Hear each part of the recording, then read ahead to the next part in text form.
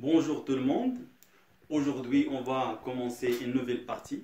Il s'agit de l'électrocinétique, c'est-à-dire étude des circuits simples qui contiennent des dipôles ou bien des éléments comme le résisteur, la bobine, le condensateur, la diode et finalement l'amplificateur opérationnel.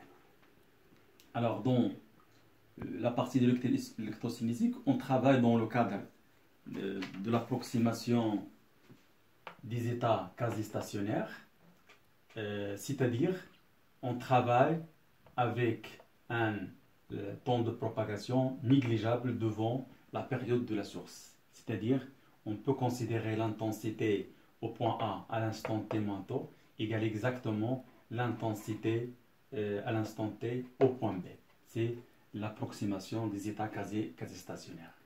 Et en même temps, dans ce cadre, on utilise deux grandeurs physiques, c'est le courant électrique et la tension électrique. Alors, je commence par le courant électrique, c'est quoi? C'est un déplacement ordonné des porteurs de charge, comme quoi? Comme les électrons dans les métaux, les ions, c'est-à-dire cations anions dans la solution aqueuse, etc. Le courant électrique est caractérisé avec une intensité de courant électrique à pour unité ampère, ou secret d/q sur dt. D'accord?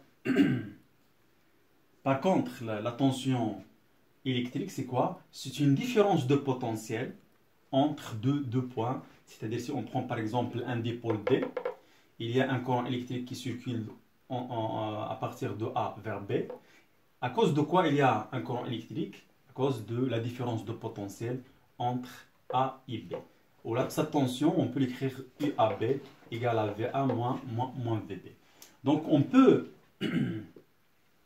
faire une assimilation avec le déplacement bien de l'eau dans la rivière ou bien un écoulement par exemple. L'écoulement de l'eau, c'est le courant électrique. La différence d'altitude, c'est la tension ou bien la différence de potentiel. Donc grâce à une différence d'altitude, on peut avoir écoulement de l'eau. C'est la même chose. Grâce à une différence de potentiel, on peut avoir déplacement des charges ou bien des porteurs de charges, c'est-à-dire un courant électrique. Et au cours de cette partie, on utilise des lois basiques, c'est ce qu'on appelle les lois de Kirchhoff, c'est-à-dire la loi d'Ineux et la loi d'Ineux. Je commence par la loi d'Ineux. La loi d'Ineux, c'est-à-dire j'ai un nœud, il y a des intensités entrantes, des intensités sortantes. Donc je peux dire facilement que la somme des intensités entrantes égale exactement la somme des intensités sortantes. C'est Lavoisier, c'est la conservation de la charge. Donc d'une façon générale, la loi d'Ineux s'écrit la sommation epsilon k et k. Avec epsilon k, vous 1 ou moins 1, ça dépend est-ce que l'intensité est entrante ou bien sortante. Entrante c'est 1 ou sortante c'est moins 1. La deuxième loi de Kirchhoff, ou bien ce qu'on appelle la loi des mailles, c'est-à-dire avant de l'appliquer cette loi, il faut prendre la maille concernée. Supposons par exemple dans ce cas c'est la maille concernée.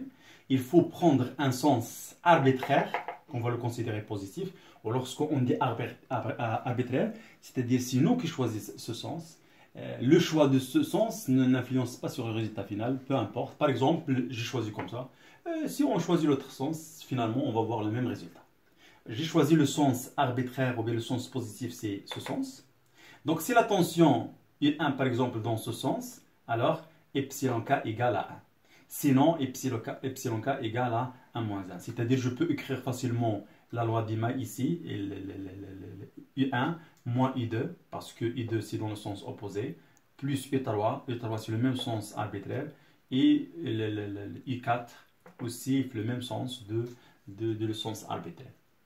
D'une façon générale, la sommation epsilon k et k égale à 0. Chassons bien sûr que epsilon k égale à 1 si la tension et le sens arbitraire sont les mêmes, ou epsilon k égale à moins 1 dans le cas contraire. Alors, la tension, lorsqu'on dit l'intensité de courant électrique et la tension, on peut les regrouper une seule grandeur, appelée la puissance électrique. Comment on s'écrit la puissance électrique? C'est le produit tension fois intensité. Si on prend par exemple le dipôle, la puissance reçue par ce dipôle s'écrit de cette façon. Ici, j'ai choisi le courant électrique dans ce sens, la tension fait le sens opposé, c'est-à-dire j'ai considéré la convention récepteur. Je considère ça comme un récepteur qui reçoit de l'énergie. Donc cette puissance, elle est positive. Le cas convention générateur, si on choisit par exemple ça dans l'autre sens, c'est le cas d'un générateur ou bien d'une pile, le courant électrique et la tension ont le même sens. Dans ce cas, c'est le générateur qui fournit de l'énergie. Cette puissance sera une puissance négative, c'est-à-dire le générateur fournit l'énergie vers l'extérieur. Voilà, c'est la fin de cette séance. Bon courage.